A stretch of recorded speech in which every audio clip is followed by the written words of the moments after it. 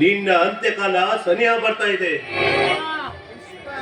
ಬಾಲರಾಜ್, ಈ ಹತ್ತಿ ಗುಂಡಲದಲ್ಲಿ ಹೊತ್ತು ಹೊರೆಯುತ್ತಿರುವ ದ್ವೇಷದ ಜ್ವಾಲಾಗ್ನಿಯಲ್ಲಿ ನೀನು ಸುಟ್ಟು ಬೂದಿ ಆಗೋ ದಿನ ದೂರ ಉಳಿದಿಲ್ಲ.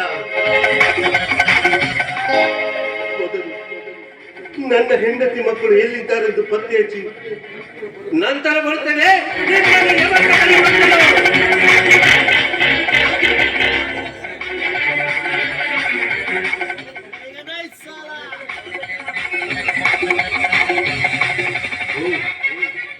ಯಾರು ಈ ಕಡೆನೇ ಬರ್ತಾ ಇದ್ದಾರೆ. ಬಾಲರಾಜನ ಅಡ್ರೆಸ್ ಇವರಿಗೆ ಏನಾದ್ರೂ ಗೊತ್ತಿರಬೇಕು.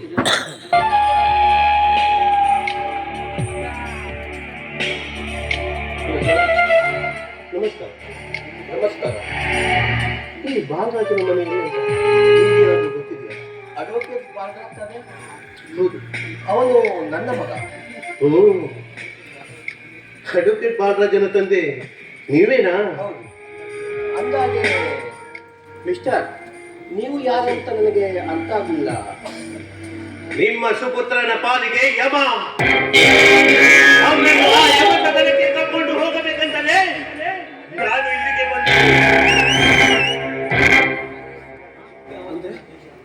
ಅಂದ್ರೆ ನಿನಗೆ ಅವನ ಮೇಲೆ ದೇಶ ಯಾಕಪ್ಪ? ಅವನೇನಾದ್ರೂ ನಿನಗೆ ಅನ್ಯಾಯ ಮಾಡಿದ್ನಾ? ನನ್ನ ವಿರುದ್ಧ ವಾದ ಮಾಡಿ 5 ವರ್ಷ ಜೈಲಿನ ಕತ್ತಲೆ ಕೋಣೆಯಲ್ಲಿ ಒಡೆಯುವ ಹಾಗೆ ಮಾಡಿದ. ನನ್ನ ಹೆಂಡತಿ ಮಕ್ಕಳಿಂದ ದೂರ ಮಾಡಿದ್ದಾರೆ. ನನ್ನ ಮಗ ಏನು ಅಂತ ನನಗೆ ಚೆನ್ನಾಗಿ ಗೊತ್ತು. ಅವನು ಎಂದೆಂದಿಗೂ ಅನ್ಯಾಯ ಮಾಡುವುದಿಲ್ಲ. ನಾನು ನಿನಗೆ ಒಂದು ಬುದ್ಧಿವಾದವನ್ನು ಹೇಳುತ್ತೇನೆ. ಇನ್ನು ಮುಂದೆ ನಿನ್ನ ದ್ವೇಷ ರೋಷ ಬಿಟ್ಟು ಈ ಸಮಾಜದಲ್ಲಿ ಒಬ್ಬ ಆದರ್ಶ ಪುರುಷನಾಗಿ ಬಾಳು. ಇನ್ನು ನಿನಗೆ ಅವಕಾಶ ಇದೆ.